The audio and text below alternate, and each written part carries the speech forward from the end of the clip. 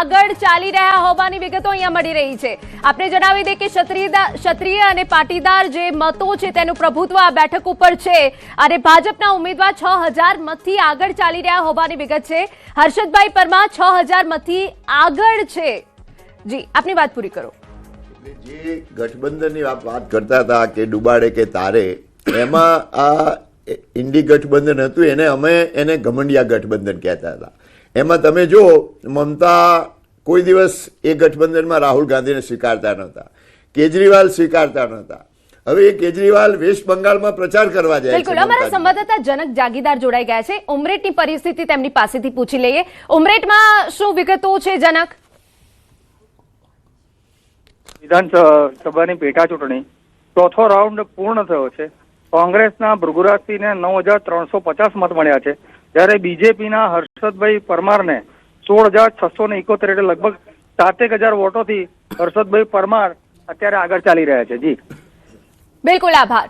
તો અત્યાર સુધી જે રિઝલ્ટ સામે આવ્યું છે, પરિણામ સામે આવ્યું છે, એમાં ભાજપના ઉમેદવાર જે હર્ષદ પરમાર છે તેઓ આગળ ચાલી રહ્યા છે। ઉમરેઠ બેઠક કે જ્યાં ક્ષત્રિય અને પાટીદાર સમાજનું પ્રભુત્વ છે, ગોવિંદ પરમારના નિધન બાદ તેમના પુત્રને ટિકિટ મળી છે। બીજેપી તરફથી કોંગ્રેસના ભૃગુરાજસિંહ કે જે અત્યારે પાછળ ચાલી રહ્યા છે। વધુ અપડેટ અમે ઉમરેઠ વિધાનસભા પેટા ચૂંટણીને લઈને આપતા રહીશું, પરંતુ અહીંયા વાત જ્યારે પશ્ચિમ બંગાળની થાય તો બીજેપી માટે અહીંયા સારા સમાચાર છે। ઘનશ્યામભાઈ, એટલે બધા જ ઘમંડમાં રાજવાવાળા ગઠબંધનના નેતાઓ મમતા પોતાને માને કે હું જ સર્વશ્રેષ્ઠ છું, કેજરીવાલ હું જ માને સર્વશ્રેષ્ઠ છું, અને જે રીતે મમતાએ વેસ્ટ બંગાળમાં ચલાવ્યું એને એમ હતું કે મારો કોઈ વિકલ્પ જ નથી, એટલે ભ્રષ્ટાચાર હોય, અભિમાન હોય, અંદર લોકોના વચ્ચે હિન્દુ મુસ્લિમ કરાવવાની વાત હોય, તમામ રીતે બેફામ જે વર્તન કરતા હતા એ આ દેશનો, મેં પહેલાં પણ કીધું કે આ દેશનો મતદાર કોઠાસૂઝવાળો ને સમજદાર છે। કદાચ એકાદી વખત કોઈ લાગણીમાં આવે, 2 વખત આવે, પણ હંમેશ માટે આ દેશનો મતદાર કોઈનાથી છેતરાતો નથી। એટલે કોઈ પણ પક્ષ હોય એને રાજનીતિ દેશ હિત માટે કરવી જોઈએ, અને એ ભારતીય જનતા પાર્ટી જે રીતે રાજનીતિ કરે છે તમે જુઓ, અમારા ગઠબંધનમાં પણ ઘણા પક્ષો છે, પણ કેન્દ્રમાં હોય કે બીજા રાજ્યોમાં જે સન્માનપૂર્વક જે સાથે રહીને અમે બધા સાથે વ્યવહાર કરીએ છીએ, એના કારણે ગઠબંધન અમારું જ્યાં પણ છે ત્યાં મજબૂત છે, અને એનો ફાયદો અમને, પાર્ટીને અને રાજ્યોને અને દેશને મળે છે। એટલે ભારતીય જનતા પાર્ટીની કામ કરવાની રીત સૌનો સાથ, સૌને સાથે લઈને ચાલવાનું, તમામ પક્ષોને, અને દેશ હિત પ્રથમ। બિલકુલ, વધુ કેટલાક અપડેટ ન્યૂઝ 18 પર આપ સચોટ પરિણામ જોઈ રહ્યા છો અને પડે અપડેટ અમે આપના સુધી પહોંચાડી રહ્યા છે। આ દેશની સૌથી મોટી ચૂંટણી છે। સૌથી પહેલા આપના સુધી આંકડા પહોંચી રહ્યા છે। આખરે 5 રાજ્યની જે વિધાનસભાની ચૂંટણી છે ત્યાં અત્યારે શું ચાલી રહ્યું છે?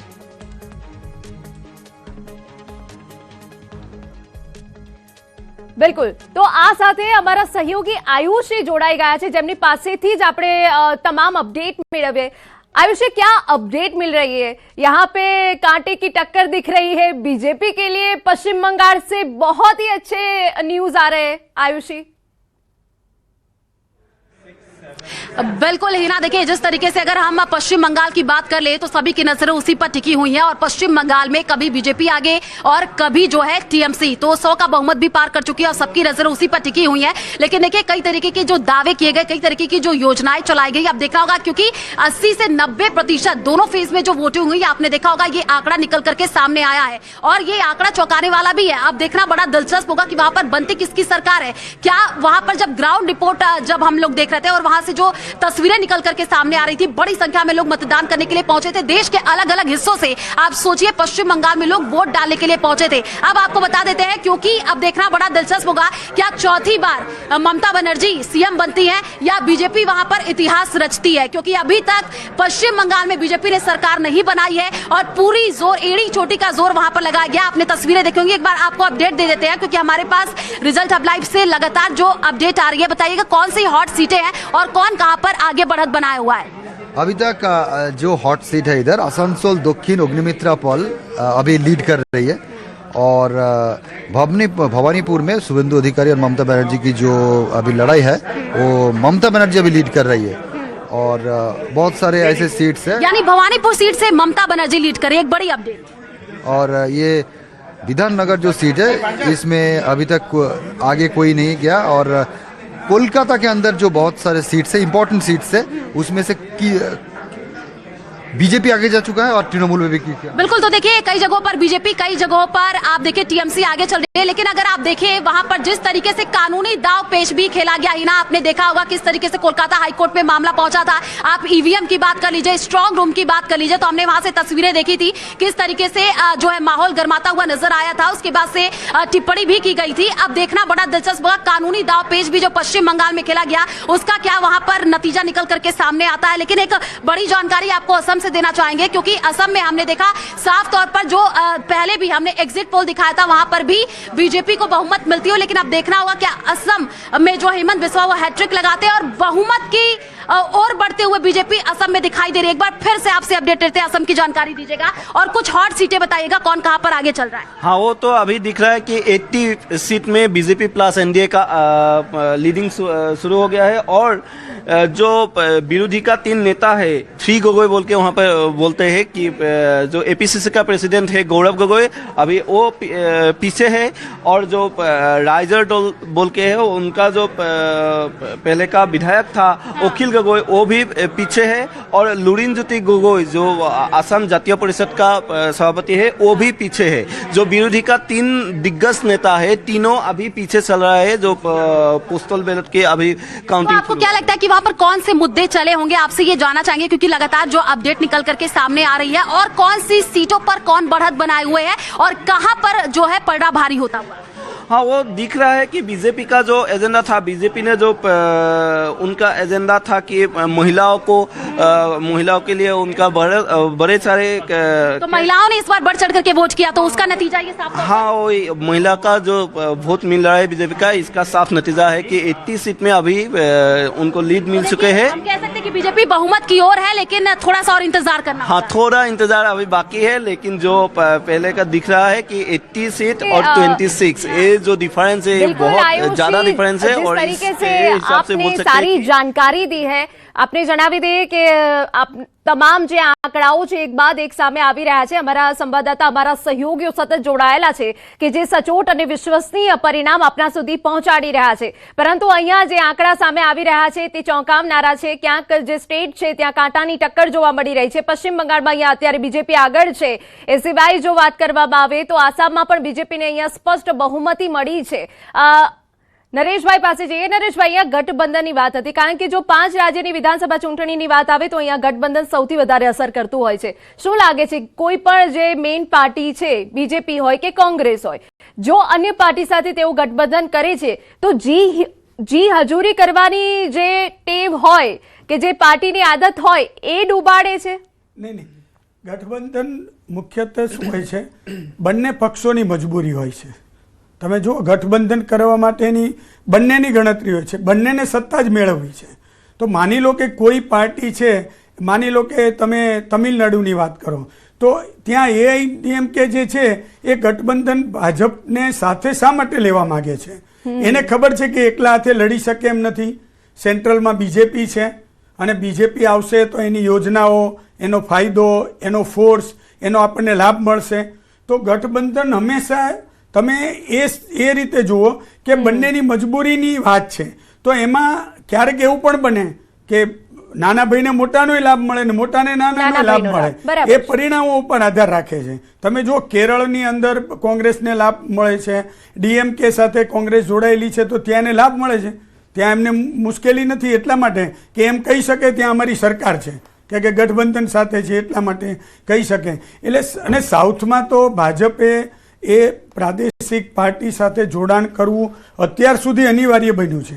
જ્યાં સુધી વોટ શેર વધશે, ધીરે ધીરે એનો પ્રચાર પ્રસાર, એટલે જ પહેલાં તો તમને આશ્ચર્ય થશે કે ભાજપને ઉત્તર ભારતની પાર્ટી તરીકે ઓળખવામાં આવતી હતી। દક્ષિણમાં ક્યાંય તમને પોસ્ટર ન જોવા મળે। હું પોતે 15 વર્ષ સુધી સાઉથમાં રહ્યો છું, હૈદરાબાદમાં રહ્યો છું। મેં આ બધી કેટલી બધી ઇલેક્શન્સ જોઈ છે।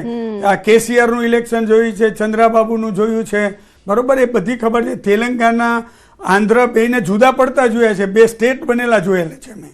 તો એ સ્થિતિમાં ત્યાંનો જે પ્રાદેશિકવાદ છે એ તમે મિટાવી શકો એમ નથી। બીજું એક એ છે કે આખા દેશમાં કોઈ પણ મોટી ઘટના બને ને તો એની અસર બાકીના બધા ઉત્તર ભારતમાં ને એમાં તરત થશે, પણ એની અસર હજી દક્ષિણ સુધી પહોંચતા બહુ વાર લાગે.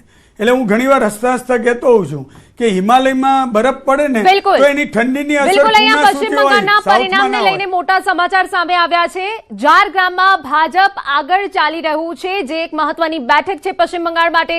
પીએમ મોદીએ ઝારગ્રામમાં જાલમુરી ખાધી હતી અને એ બેઠક ઉપર બીજેપી આગળ ચાલી રહ્યું છે. અહીંયા જાલમુરી કમાલ કરી ગઈ નરેશભાઈ. હા ને તો ઇલેક્શનમાં બધું ચાલતું હોય છે અને એક કંપનીએ જાલમુરીના પેકેટ પણ બનાવીને વેચવા માંડ્યા છે. બિલકુલ. હમણાં જ સમાચાર હતા. એ તો આ બધો બિઝનેસ માઇન્ડ છે અને એ થશે. પણ હું જે આપને કહી રહ્યો હતો કે પ્રાદેશિકવાદમાં સાઉથની અંદર વધુ છે, એટલે હું જે કહેતો હતો કે હિમાલયમાં બરફ પડે તો એની ઠંડી ત્યાં સુધી પહોંચતી નથી. એ એટલે હસતા હસતા એ કહેતા હોય છે એના જેવું કે અહીંયા કંઈ પણ થતું હોય તો ત્યાં સાઉથમાં એક પ્રદેશ પૂરતું એ સીમિત રહે છે ને એનું કારણ એક મોટું મને ત્યાં રહ્યા પછી એવું લાગ્યું છે એ ત્યાંની લેંગ્વેજ છે, પ્રાદેશિક લેંગ્વેજ છે ને, તમિલ, તેલુગુ, કન્નડ, આ બરાબર. બધી તમે એ લેંગ્વેજ એક આખી વસ્તુ જ એક અલગ બનાવે છે. નો ડાઉટ આપણી સાથે જોડાયેલા છે, આપણા ભારતીયો જ છે, પણ છતાં ત્યાં તમારે પ્રચાર કરવો હોય ને તો એ તમારે પ્રાદેશિક ભાષામાં જ પ્રચાર કરવો પડે. એ સિવાય તમે પ્રચાર કરી શકો નહીં. અને હિન્દીને તમે થોપી દેવા માગો છો, અમારી પ્રાદેશિક લેંગ્વેજને મુશ્કેલી પડશે, આવા બધા વિવાદો છેલ્લા કેટલાક વર્ષોમાં આપણે સમાચારમાં જોતા પણ હોઈએ છીએ. એટલે ત્યાં ભાજપ માટે માત્ર હિન્દુત્વ નહીં ચાલે કે ત્યાં પણ બધા હિન્દુત્વવાળા જ છે. ત્યાં તમારે બીજી બધી જે સ્ટ્રેટેજી અપનાવવી પડે અને એમાંની પહેલી સ્ટ્રેટેજી એ ગઠબંધન છે કે ત્યાંના પ્રાદેશિક જે છે એની સાથે તમે જોડે રહો. એકલા હાથે ગયા વખતે પ્રયત્ન કર્યો, બિલકુલ. સફળતા ન મળી તો ફરી એમણે કરેક્ટ કરીને આ વખતે AIDMK સાથે કર્યું છે. એટલે મને એવું લાગી રહ્યું છે કે એનો ફાયદો પણ થશે. પરંતુ આ મિસ્ટર વિજય જે છે અભિનેતા, એ શું કરે છે એની પર સૌની એટલા માટે નજર છે કે એણે પ્રચંડ પ્રચાર કર્યો છે. એની ફિલ્મને તો હજી રિલીઝ થાય ન થાય બધી કોર્ટમાં અટવાઈ ગઈ છે એની ફિલ્મ, પણ એણે જે રીતે પ્રચાર કર્યો છે અને લોકપ્રિય છે સાઉથમાં. તમને ખબર છે કે ફિલ્મ અભિનેતા છે એનો એક અલગ એક ઓરા હોય છે. તમિલનાડુનું રિઝલ્ટ અહીંયા ચોંકાવનારું છે. એના ઉપર નરેશભાઈ આપની પ્રતિક્રિયા જોઈએ છે. તમિલનાડુ ઉપર શું છે તમિલે TVK 27 બેઠકો ઉપર અત્યારે આગળ ચાલી રહ્યું છે, 87 બેઠકો ઉપર. હું એ જ કહી રહ્યો છું કે TVK છે એ કદાચ છે ગેમ ચેન્જર બની શકે એમ, એટલા માટે કે બંનેને એની જરૂર પડવાની છે. પરંતુ એ DMK પાસે તો જશે જ નહીં. જશે તો એ છેલ્લે AIDMK એટલે બીજેપી સાથે જ જશે. અને જ્યારે પણ એ પરિસ્થિતિ આવશે, કિંગ મેકર બનવાની પરિસ્થિતિ આવશે, તો TVK સ્વાભાવિક રીતે એ આ NDA સાથે જ જોડાશે એવું મારું માનવું છે. બિલકુલ. ઘનશ્યામભાઈ, અહીંયા ખાસ વાત એ કરીએ કે અત્યાર સુધી જે રિઝલ્ટ સામે આવ્યા છે, આસામમાં પણ આપને સ્પષ્ટ બહુમતી મળી છે, તો ત્યાં આપ કયા ફેક્ટર જોઈ રહ્યા છો? જો પહેલાં તો તમે એક આજે બહુ સારું કહેવાય કે બહુ ઓછા પત્રકારો ડૉક્ટરો છે એમાં નરેશભાઈ જેવા વિદ્વાનને બોલાયા છે અને એમને વિસ્તૃત દક્ષિણ ભારતના અને બીજા રાજ્યોની ચર્ચા કરી. એ ખૂબ લોકોએ પણ સમજવા જેવું છે એના ત્યાંની સ્થાનિક પરિસ્થિતિઓની. પણ આસામમાં અમને ખૂબ એટલે માટે આનંદ છે કે ત્યાં કોંગ્રેસે એટલા બધા દુષ્પ્રચારો કર્યા. એમના એક પ્રવક્તા આજે પણ જામીન ઉપર છે, એને એટલા બધા દુષ્પ્રચારો કર્યા. એમાં પ્રિયંકા ગાંધી જાય, એમાં એમના રાહુલ ગાંધી જાય, ખડગેજી જાય, કે એમના છત્તીસગઢના પૂર્વ મુખ્યમંત્રી જેવા તમામ લોકોને લગાડ્યા અને એક મુખ્યમંત્રીને ટાર્ગેટ બનાવ્યો. જેમ આખા દેશમાં નરેન્દ્ર મોદીજીને અને અમિતભાઈને ટાર્ગેટ બનાવીને આખા ગુજરાતના વિરુદ્ધમાં જેમ ચલાવવામાં આવે છે, એમાં એ ખડગેજી હોય કે મમતાજી હોય, તમામ મોદી સાહેબનો વિરોધ કરતા કરતા આખા ગુજરાતીઓનો વિરોધ કરવા લાગ્યા છે. એમ આસામમાં એક મુખ્યમંત્રીને ટાર્ગેટ બનાવીને એને એટલો એનો દુષ્પ્રચાર કરવામાં આવ્યો. પણ આસામની જનતા એ ખૂબ સમજદાર છે. આસામમાં જે ભૂતકાળમાં બન્યો એમાં બોર્ડર ઉપરથી જે ઘૂસણખોરી, વેસ્ટ બંગાળ, આસામ અને એ રીતે આ દેશને નુકસાન પહોંચાડવાની જે કાવતરાઓ થયા એને ત્યાંની જનતા બરાબર સમજી ગઈ. એટલે એ મુખ્યમંત્રીને જે વિરોધ કરતા હતા કોંગ્રેસવાળા, એના કરતાં એની જનતાએ ભારે સમર્થન આપીને તમે જુઓ કેટલો બધો ડિફરન્સ દેખાય છે. ગજ્જાભાઈ, પિનલભાઈના ચહેરા ઉપર હલકી સ્માઇલ છે, તેમની પાસે જ જઈએ. દુષ્પ્રજાનો આરોપ છે આપણી ઉપર. જો ત્યાંના રાજ્યની વાત કરીએ કે કેન્દ્રની વાત કરીએ, ત્યાં રાજ્ય અને કેન્દ્રમાં તેમની સરકાર મજબૂત છે. અમારા પવન ખેડાજી જે કંઈ પણ પ્રજાના પ્રશ્નોને લઈને ત્યાંની પ્રેસ કોન્ફરન્સ હોય કે અમારા મીડિયાને લઈને જે આગળ ત્યાં સંગઠનની સાથે કામગીરી કરી રહ્યા હતા, તો પવન ખેડાજી જ્યાં તેમની રાજ્ય અને તમારી કેન્દ્રમાં સરકાર મજબૂત હોય તે છતાં પણ તમને લાગતું હોય કે તમને ટાર્ગેટ થઈ રહ્યા છો, અને સાથે સાથે જોવા જાઓ તો આખું 2 થી 3 દિવસ સુધીનો જે ચૂંટણીનો માહોલ તમે તે સમયમાં જોયો તો સંપૂર્ણપણે પવન ખેડાજીની આસપાસ ઇર્દ ગિર્દ તમામ તંત્ર, સરકારી તંત્ર હોય, રાજ્યનું તંત્ર હોય, તે લાગી ગયું હતું. તો એ ઉપરથી ત્યાંની જનતા પણ ખૂબ સારી રીતે સમજે છે, અને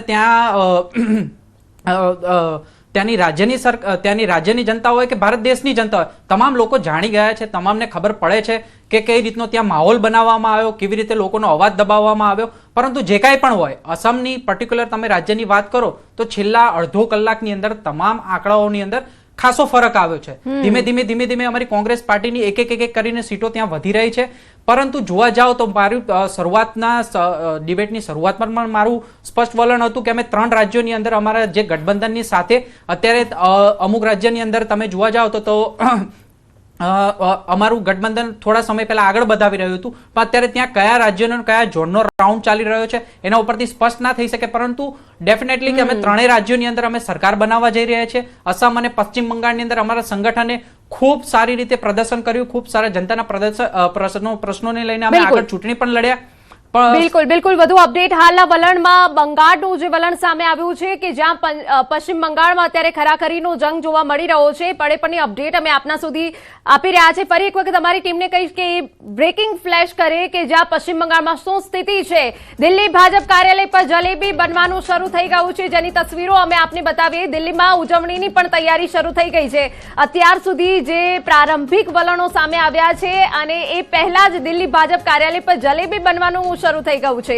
પશ્ચિમ બંગાળની અહીંયા જો વાત કરવામાં આવે તો પશ્ચિમ બંગાળમાં અહીંયા બીજેપી આગળ ચાલી રહી હોવાની વિગતો છે. આસામમાં અહીંયા બીજેપીને સ્પષ્ટ બહુમતી મળી છે. વિપક્ષના સુપડા સાફ થઈ ગયા છે અને બીજી તરફ દિલ્હીમાં ઉજવણીની તૈયારીઓ પણ શરૂ થઈ ગઈ છે. ખાસ કરીને જો વાત કરવામાં આવે નરેશભાઈ, પશ્ચિમ બંગાળમાં એક ફેક્ટર મારે બીજેપી તરફથી એ જાણવું છે કે એ કામ કરી ગયું. મને એવું લાગી રહ્યું છે જે ઘૂસણખોરવાળી વાત છે, બરોબર છે, બાંગ્લાદેશી ઘૂસણખોરીવાળી, એ ફેક્ટર સૌથી વધુ મને ઇફેક્ટ કરી ગયું એવું લાગે છે. એટલા માટે હું આપને કહું છું કે જે ત્યાંથી એકદમ બાંગ્લાદેશમાંથી ઘૂસણખોરો આવી જાય અને ત્યાંના સ્થાનિક લોકોની રોજી રોટી, રોજગાર, એમને પ્રાથમિક સુવિધાથી માંડીને જે પણ એમને સુવિધાઓ મળે છે એમાં એ દેશના રહેવાસી નહીં હોવા છતાં એમાંથી ભાગ પડાવી જાય, તો એ સ્વાભાવિક રીતે આ વસ્તુ છે એ અપીલ કરી ગઈ છે. બિલકુલ. અહીંયા વધુ એક અપડેટ. પશ્ચિમ બંગાળ અને તમિલનાડુમાં મોટા ઉલટફેરના સંકેત. કેરળમાં પણ સત્તા પરિવર્તન તરફ આગળ વધી રહ્યું છે. આસામમાં ભાજપ સત્તા ટકાવી રાખે તેવા સંકેત. અત્યાર સુધી પ્રારંભિક જે વલણો સામે આવ્યા છે એનો આંકડો છે, પરંતુ હજુ જેમ જેમ કલાકો વીતશે ચિત્ર સ્પષ્ટ થશે. નરેશભાઈ ને એટલે બંગાળમાં સૌથી મોટી મહત્વની વાત એ છે કે ત્યાંની રોજગારીની વ્યવસ્થા, યુવાનો માટેની જે કંઈ વ્યવસ્થા હોવી જોઈએ એ છેલ્લા 10 વર્ષમાં તમે જુઓ, તમે બાંગ્લાનો ઇતિહાસ તપાસો કે ત્યાં વર્ષો સુધી રાજ કર્યું છે. તમે જ્યોતિ બસુએ 30 વર્ષ રાજ કર્યું, બુદ્ધદેવ ભટ્ટાચાર્ય છેલ્લા હતા, એમાંથી હસ્તાંતરણ થયું અને મમતા બેનર્જી આવ્યા. આ જ મમતા જે છે એ ભાજપની જોડે એનડીએમાં એક સમય હતા, રેલ મંત્રી હતા, સેન્ટ્રલમાં મિનિસ્ટર હતા, ફરી એટલે એ જ કોંગ્રેસમાંથી બહાર પડ્યા છે. એટલે ત્યાં પરિવર્તન પોલિટિકલ પણ બહુ રહ્યું છે. એટલે પોલિટિકલ પરિવર્તન છે એ પ્રજાએ સ્વીકારી લીધું અને ફરી 3 ટર્મ સુધી મમતાને તક આપી. પણ આ વખતે પરિવર્તનની વાત એટલા માટે નિશ્ચિત લાગી રહી હતી, મેં કહ્યું એમ કે આ જે ઘૂસણખોરોવાળો જે મુદ્દો છે એ આમ તમે જુઓ ને તો ભલે પોલિટિકલી તમે એને ઘૂસણખોર શબ્દ સાથે વાત કરો, પણ છેલ્લે તો એ હિન્દુ મુસ્લિમનો જ મુદ્દો છે ને. તમે જે ઘૂસણખોરો છે એ કોણ છે? તો એ બાંગ્લાદેશી છે, બાંગ્લાદેશી છે તો એ મુસ્લિમ છે. તો ત્યાંના લોકોને આ વાત પણ એક સ્પર્શી ગઈ છે. પોલિટિકલ પાર્ટી સીધી હિન્દુ મુસ્લિમની વાત ન કરી શકે, પણ છેલ્લે એવું તો કહી શકે કે આ જે લોકો આ દેશના નથી એ લોકો આપણે ત્યાં રહે છે, બધી સુવિધા ભોગવે છે અને આપણો જે દેશવાસી છે એ એનાથી વંચિત રહે છે. સૌથી મહત્વની બીજી વાત છે તમે જે કહીએ એ છે મહિલા સુરક્ષાની વાત એ કે ત્યાં છેલ્લા 2-3 વર્ષમાં જે બધી ઘટનાઓ બધી, અને હવે તો કેવું છે કે સોશિયલ મીડિયા આવ્યા પછી એક નાના એવા માલદામાં 24 પરગણામાં બનેલી ઘટના હોય, એ માત્ર કલકત્તા કે હાવડામાં બનેલી ઘટના નહીં, એકદમ ખૂણામાં બનેલી ઘટના હોય, એ ઘટના પણ દેશના ખૂણે ખૂણે પહોંચી જાય. એટલે તો બંગાળના નરેશભાઈ, ખૂણે અહીંયા તો એવું પહોંચી જ કહેવાય જાય. કે જે મમતા દીદીનું 15 વર્ષનું શાસન હતું એનાથી હવે જનતા કંટાળી ગઈ હતી એમ. હા, એ તો છે જ. એમણે શાસનને સુશાસન નહીં બનાવ્યું. જો એમણે સુશાસન બનાવ્યું હોત તો પ્રજા એમને સ્વીકારી લીધી હોત. છતાં પણ મને આશ્ચર્ય તો એ બાબતનું છે કે જે રીતે પ્રયત્ન કરવામાં આવ્યો, જે રીતે ભાજપે એડી ચોટીનું જોર લગાવ્યું અને મમતાના નેગેટિવ પોઈન્ટ્સ ઘણા બધા લોકો સુધી એમણે પહોંચાડ્યા, છતાં પણ જે ક્લીન સ્વીપ જે લાગી રહ્યું હતું કે સીધી 2/3 બહુમતી ત્યાં સુધી પહોંચવું અત્યારે તો અઘરું લાગી રહ્યું છે. સત્તા બીજેપીના હાથમાં આવશે એ અત્યારે વલણ જોતા લાગી રહ્યું છે. બિલકુલ નરેશભાઈ, મહિલા સુરક્ષાનો મુદ્દો તો પહેલા પણ હતો. પહેલા પણ એવી ઘટનાઓ બની છે કે જેની આખા વિશ્વમાં ચર્ચાઓ થઈ છે, જેને લઈને પશ્ચિમ બંગાળમાં મહિલાઓની સુરક્ષા ઉપર એક પ્રશ્નાર્થ ઉભો થયો, પરંતુ ત્યારે પણ મમતા દીદીને વોટ તો એટલા મળતા જ હતા. આ વખતે કોઈ બીજું એક ફેક્ટર હોય કે જે કામ કર્યું હોય આપના મતે? નહીં, એમાં એવું છે કે મહિલાઓના અત્યાચારોના મામલાની વાત તો તમે કહ્યું એમ વર્ષોથી ચાલી આવતી, પણ છેલ્લા